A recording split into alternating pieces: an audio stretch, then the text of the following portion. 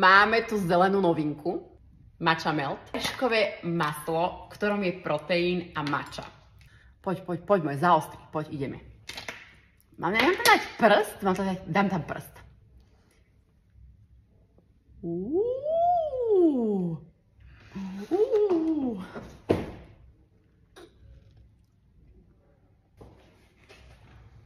Jo?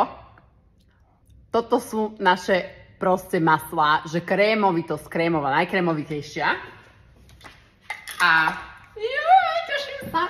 No, toto maselko je drahšie ako ostatné maslá, ktoré ponúkame, pretože bolo neskutočne drahé na výrobu. Tá marža na to maslo vôbec nie je vysoká.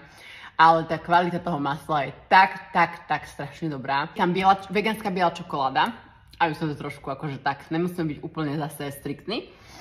Je tam vanilkový proteín, sú tam kešu oriešky a je tam matcha. Je to mega, nie je to priveľmi matcha, není tam zemitá chuť.